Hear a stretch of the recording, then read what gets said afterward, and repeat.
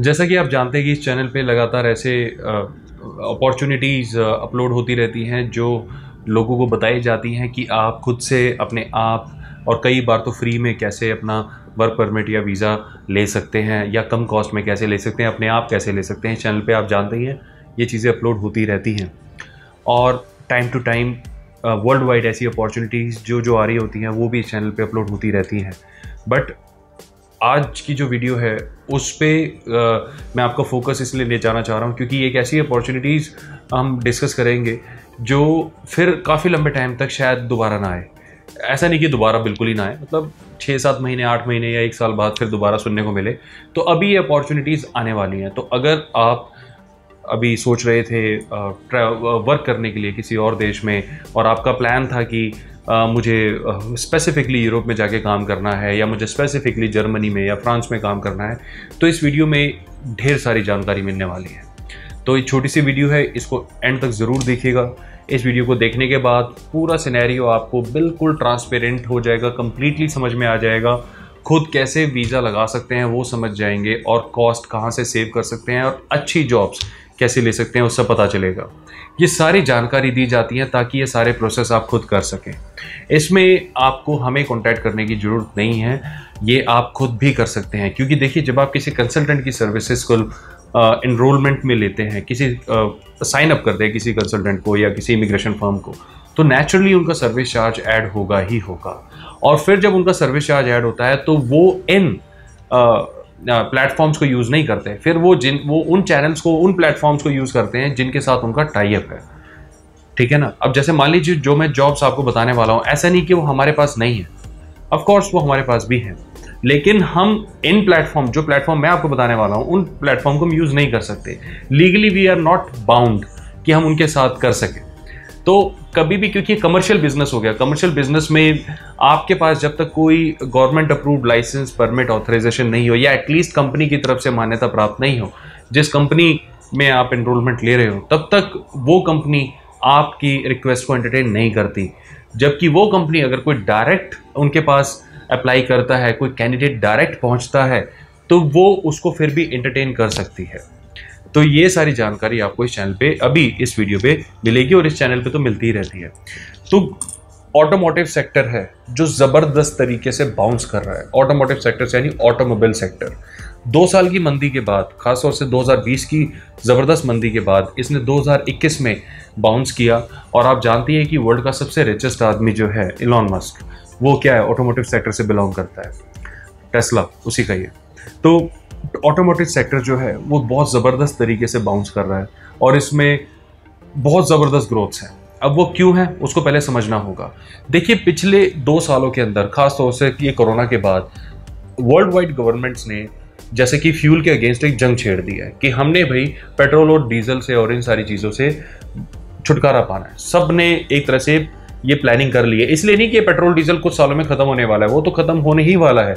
उसके अलावा जो क्लाइमेट के ऊपर इम्पैक्ट आ रहा है, जिसकी वजह से क्लाइमेट चेंज हो रहा है, जिसकी वजह से पूरी दुनिया में ऐसी आपदाएं आ रही हैं जिसको साइंटिस्ट भी समझ नहीं पा रहे हैं, उन सारी चीज़ों को कंटेन करने के लिए ही ये फॉसिल फ्यूल्स को, यानी कोल हो गया, पेट्रोल हो गया, डीजल हो गया, गैसोलीन जिसे कहते हैं, और कंप्रेस्ड गैस हो गई, ये सारी चीज़ों को ये कह रहे हैं कि छुटकारा पाना है और हमें ग्रीन एनर्जी की तरफ जाना है। ग्रीन एनर्जी, ठीक है, सीएनजी भी मानी जाती है, नेचुरल गैस भी मानी जाती है, बट उससे भी ज़्यादा अच्छा और स्टेबल और सेफ प्लेटफॉर्म जो है वो तलाश कर रहे हैं सारे, जिसमें आ जाता है हाइड्रोजन वाले फ्यूल्स आ जाते हैं या बायोफ्यूल्स जिसे कहते हैं वो आ जाते हैं, या फिर आजकल जो इलेक्ट्रिक कार्स का ट्रेंड शुरू हो रहा है वो आ जाती हैं, वो सारी इसमें आ जाती हैं।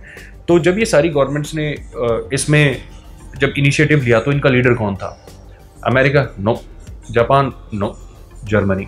क्यों? क्योंकि सारे जितने भी लग्जरी ब्रांड्स हैं या फिर जितने भी आई एग्री, जापानीज कार्स भी बहुत लोहा मनवा चुकी हैं, लेकिन टॉप मोस्ट जर्मन कार्स ही रहती हैं। तो जर्मनी इसका मार्केट सेगमेंट का लीडर है। तो जर्मनी ने अपने नए प्लेटफॉर्म को इन्वेस्ट किया पिछले 2 सालों में। अगर आप उनका डाटा एनालाइज करेंगे तो इतना हैवी इंपोर्ट हो रहा है उनके देश में नई टेक्नोलॉजी का कि फर्स्ट एवर टाइम उनका इंपोर्ट उनके एक्सपोर्ट से ऊपर चला गया है। हमेशा वो एक्सपोर्ट ड्रिवन इकोनॉमी रहे हैं, उन्होंने दुनिया भर में एक्सपोर्ट करा और पैसा कमाया है चाइना की तरह। बट इस बार ऐसा हुआ है कि एक्सपोर्ट जितना किया उससे ज़्यादा वो इम्पोर्ट कर रहे हैं। तो क्या है, लॉस हो रहा है? नहीं, उनका देश डेवलप हो रहा है। एक्चुअल में वो नई टेक्नोलॉजी और नए मिनरल्स और नई चीज़ों को कर रहे हैं जिससे वो अपने फर्दर आने वाली पीढ़ियों की लाइफ जो है वो आसान कर सके, अपने देश की इकोनॉमिक स्थिति भी आसान कर सके और क्लाइमेट एनर्जी वगैरह के भी अपने गोल को प्राप्त कर सकें। बेसिकली यही है। तो उसकी वजह से ऑटोमोटिव सेक्टर्स में ह्यूज इन्वेस्टमेंट हुई है।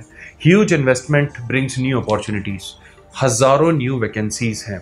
अब इनको अप्लाई करने के दो तरीके हैं। एक तरीका है कि डायरेक्ट कंपनीज में जाया जाए। तो सबसे बड़ी कंपनी फॉक्सवैगन ग्रुप है जिसके अंडर काफ़ी सारी सब्सिडरीज आती हैं, जो BMW, ऑडी वगैरह ये सब उनके अंडर आता है। तो फॉक्सवैगन ग्रुप में आप डायरेक्ट जाके इनरोल कर सकते हैं, उनकी वेबसाइट में डायरेक्ट जाके अपनी एप्लीकेशन सबमिट कर सकते हैं। और फॉक्सवैगन ग्रुप को जब भी आपकी प्रोफाइल किसी भी वैकेंसी से मैच हुई मिलती है तो आपको वो कॉन्टैक्ट वापस करते हैं, या अपने जिनसे भी उनका टाइप हो रखा होता है उनको फॉरवर्ड करते हैं, फिर वो आपको कॉन्टैक्ट करते हैं। ये थोड़ा सा लेंथी प्रोसेस होता है, लेकिन अगर आप डायरेक्ट कंपनी पे जाना चाहते हैं तो ये कर सकते हैं। दूसरा है, एक वेबसाइट है यूरोप इंजीनियरिंग jobs.com। एक ये वेबसाइट है, एक तरह से ये भी एक तरह के सप्लायर ही हैं जॉब्स के। आप इनके पास जा सकते हैं स्पेसिफिकली अगर आप IT जॉब्स देख रहे हैं। इसमें आपको सबसे ज़्यादा IT जॉब्स मिलेंगी जर्मनी के अंदर और फ्रांस के अंदर, जिसमें जाके आप ईजिली अपनी जो भी आपको जॉब्स दिखती हैं जो आपको सूट करती हैं आप इजीली अप्लाई कर सकते हैं। और इनकी तरफ से जो रिवर्ट का रेट है वो भी बहुत अच्छा होता है। तो एक चीज़ मैं आपको क्लियर करना चाहता हूँ कि जैसे ही आप इन सप्लायर्स के साथ डील करते हैं तो ऐसा नहीं आपका ये फ्री में सारा काम कर देंगे। जैसे ही आपकी प्रोफाइल किसी के साथ मैच करती है तो ये आपको कॉन्टैक्ट करेंगे और आपको कहेंगे कि अगर आप इस जॉब में इंटरेस्टेड हैं तो हमारी कंसल्टेशन फी आपको पे करनी पड़ेगी, हमारे चार्जेस आपको पे करने पड़ेंगे। ये फिर आपको अपने चार्ज बताएंगे, वो कुछ भी हो सकते हैं, वो 100 यूरो भी हो सकते हैं, 1000 यूरो भी हो सकते हैं, डिपेंड करता है कि आप किस कैटेगरी की जॉब में अप्लाई कर रहे हैं।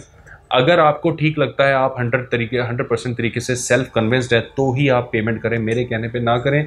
पर्सनली मैं इन लोगों को नहीं जानता। ये सारा डेटा जो भी कलेक्ट किया जाता है, ये इसमें सबसे ज़्यादा श्रेय तो जाता है जो हमारी पोर्चुगीज़ कंपनियां उनके थ्रू जो हम डेली बेसिस पे इतनी फाइलिंग वगैरह का शेयर होता है, आदान प्रदान होता है, वहाँ से ही हमें सारा डाटा मिल जाता है काफ़ी हद तक।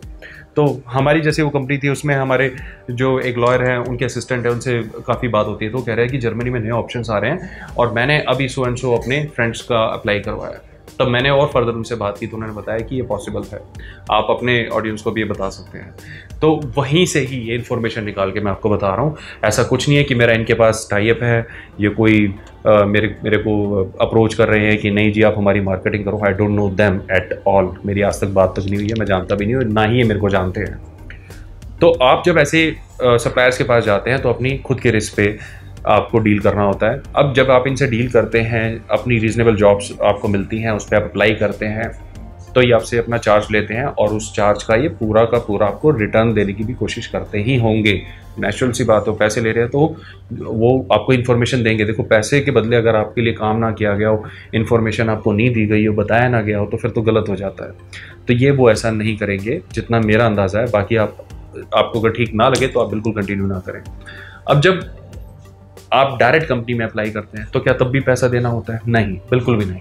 तब कोई कंसल्टेशन नहीं देनी होती, कुछ भी नहीं देना होता। कंपनी की तरफ से अगर डायरेक्ट रिस्पॉन्स आता है तो कभी कभी ऐसा होता है कि कंपनी का किसी XYZ कंसल्टेंसी के साथ या प्लेसमेंट एजेंसी के साथ वो साइन अप है तो उनकी तरफ से फ़ोन आ सकता है, yes we are representing Volkswagen group, तो अगर आपको यहाँ पे जॉब करनी है तो आपको हमारे थ्रू ही चैनलिंग करनी होगी, हमारे थ्रू ही आपकी आउटसोर्सिंग होगी। अगर ऐसा कुछ है तो वो आपसे ज़रूर चार्ज ले सकते हैं, लेकिन कंपनी डायरेक्ट कोई चार्ज नहीं लेती। तो पहला तो मैं यही कहूँगा कि आपको कंपनी में डायरेक्ट अप्लाई करना चाहिए। कंपनी की वेबसाइट पे सारे ऑप्शंस होते हैं, फॉक्सवैगन ग्रुप की वेबसाइट पे सारे ऑप्शंस हैं, उनकी वेबसाइट डिस्क्रिप्शन में भी मेंशन्ड है। अदरवाइज आप गूगल भी करेंगे आपको मिल जाएगा, कोई डिस्क्रिप्शन में जाने की जरूरत नहीं, हो सकता है आने वाले टाइम में वो चेंज हो जाए। तो गूगल आपको अपडेटेड इन्फॉर्मेशन देता है। आप उनकी वेबसाइट पे जाएं और वहाँ पे कैरियर ऑप्शंस या जो भी वी आर हायरिंग वगैरह कहीं ना कहीं लिखा होगा उसको सर्च करें और वहाँ पर जाके ऑप्शंस में अपने रिज्यूमे अपलोड करें। कई सारे तो कंपनीज ऐसी हैं जो बड़े बड़े ग्रुप्स हैं, वो तो आपको अपनी प्रोफाइल बनाने का भी मौका देते हैं, यानी आप साइन अप कर सकते हैं। और अपने रिज्यूमे को टाइम टू टाइम अपडेट करके अपलोड कर सकते हैं। जैसे अभी आप कोई XYZ पर्सन वहाँ पे अप्लाई करता है और उनको 6 साल का एक्सपीरियंस चाहिए हो सकता है, उसका 4 साल का ही हुआ हो और उसने अपना रिज्यूमे अपलोड कर दिया, तो वो बाद में आके जब उसका 6 पूरा हो जाए या 5 पूरा हो जाए या 4 की नई फ्रेश वैकेंसी आ जाए तो नया रिज्यूमे अपलोड करके भी वो अप्लाई कर सकता है। ऐसी फैसिलिटीज़ कई वेबसाइट्स देती हैं, मतलब कंपनी की websites, I am not talking about consultancies. तो आप डायरेक्ट कंपनी के पास भी जा सकते हैं। तो अगर आप एक नई अपॉर्चुनिटी ढूंढ रहे थे यूरोप के अंदर, तो मैं ये आपको बताना चाहता हूँ, कुछ 1000 2000 नहीं, several 100,000 न्यू अपॉर्चुनिटीज़ इन देशों में आने वाली है। जर्मनी, फ्रांस, थोड़ा बहुत इटली आप ज़रूर कह सकते हैं, थोड़ा बहुत चेक रिपब्लिक, थोड़ा बहुत स्पेन, नॉर्डिक कंट्रीज़ जिसमें फिनलैंड, स्वीडन, नॉर्वे, ये डेनमार्क ये देश आते हैं, इनमें अपॉर्चुनिटीज़ आने में थोड़ा सा टाइम लग रहा है अभी, और वहाँ पर भी आएंगी तब भी मैं आपको बताऊँगा।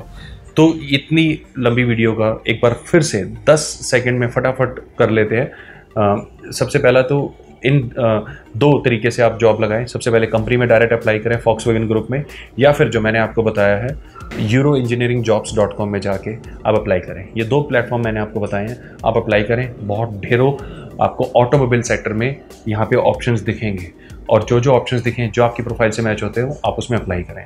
दूसरा, वो आपसे कुछ फ़ी चार्ज कर सकते हैं, जो भी आप फ़ी चार्ज करते हैं आपकी अपनी ये रिस्क होगा, किसी की बातों में ना करके अपनी पूरी एनालिसिस करके तो ही उनके साथ साइन अप करें।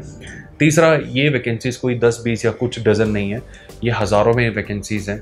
तो इसमें यही उम्मीद है कि बहुत लार्ज स्केल ऑफ हायरिंग होने वाली आने वाले कुछ महीनों तक, यानी कि कुछ दिनों तक होगा, महीनों तक मैं आपको बता रहा हूँ। तो ये आप दोबारा भी ट्राई कर सकते हैं। अगर आपको लगता है कि अभी आप रेडी नहीं है, थोड़ा सा गैप देके दोबारा भी ट्राई कर सकते हैं। कौन से सेक्टर सबसे ज़्यादा? ऑटोमोबाइल सेक्टर सबसे ज़्यादा। ऑटोमोबाइल सेक्टर के अलावा IT सेक्टर सेकंड नंबर पे, काफ़ी हायरिंग हो रही है इसमें भी। जर्मनी के बाद फ्रांस के बाद स्पेन और इटली में भी काफ़ी ऑप्शंस हैं। उसके बाद चेक रिपब्लिक। ये सारी इन्फॉर्मेशन है यूरोप से रिलेटेड है, ये सारी वैकेंसीज़ हैं, ये सारे सेक्टर्स हैं, और ये जो 2 वेबसाइट्स मैंने आपको बताई हैं वो। तो मुझे उम्मीद है ये वीडियो आपके लिए यूज़फुल रहेगी। देखिए, ध्यान रहे, जो भी इन्फॉर्मेशन लाने की कोशिश करते हैं, हमारी कोशिश ही रहती है कि पूरी अपडेटेड इन्फॉर्मेशन आपके पास आए, आधी अधूरी ना आए। इसलिए थोड़ा सा मेरी कोशिश रहती है, मैं पर्सनली आपको एक्सप्लेन करके समझाने का प्रयत्न करूं कि ये वैकेंसीज़ हैं तो क्यों है, किस सेक्टर में है, उस सेक्टर में है तो क्यों है, उस कंट्री में है तो क्यों है, उस कंट्री में क्यों नहीं। तो ये फैक्ट्स बता के ही मैं आपको समझाना चाह रहा हूँ कि वैकेंसीज़ अभी हैं तो अभी हैं, फ्यूचर में होंगी इसकी कोई गारंटी नहीं। बट ये IT सेक्टर्स वाली जो है, ऑटोमोबाइल सेक्टर्स वाली जो है, ये अभी वैकेंसीज़ हैं और आने वाले कुछ टाइम तक रहेंगी, तो इनका आप एडवांटेज उठा सकते हैं। अगर आप अपनी प्रोफाइल में कुछ ये सोचते हैं कि कमियां हैं, इसको कैसे दूर करना है, उसके लिए आप हमारी हेल्प ले सकते हैं। इंटरनेशनल स्टैंडर्ड से एप्लीकेशन बनवाना, रिज्यूमे बनवाना, SOP स्टेटमेंट ऑफ पर्पस या कवर लेटर बनवाने में भी आप हमारी हेल्प ले सकते हैं। इसकी हम फ़ी चार्ज करते हैं, और अगर आप चाहें तो हमारे लॉयर्स के थ्रू भी अपनी प्रोफाइल की पूरी एनालिसिस करा सकते हैं। उसके लिए भी अलग अलग तरीके की फ़ीस होती है। इसके लिए आप हमें दी हुई डिटेल्स पे कॉन्टैक्ट करके इन्फॉर्मेशन ले सकते हैं। अगर आप पोर्चुगल में इंटरेस्टेड हैं जॉब करने के लिए, वहाँ पर सिर्फ और सिर्फ पोर्चुगल में हम आपकी हेल्प करा सकते हैं। जर्मनी में या फ्रांस में इस वक्त हमारे पास ऐसे ऑप्शन नहीं है जिसमें हम डायरेक्टली आपके यहाँ से वर्क वीज़ा लगा सकें। बट अगर पोर्चुगल एक ऐसा सेक्टर है जहाँ पर आप इंटरेस्टेड हैं तो डेफिनेटली आप हमें कॉन्टैक्ट कर सकते हैं। अपना समय देने के लिए धन्यवाद। Bye bye.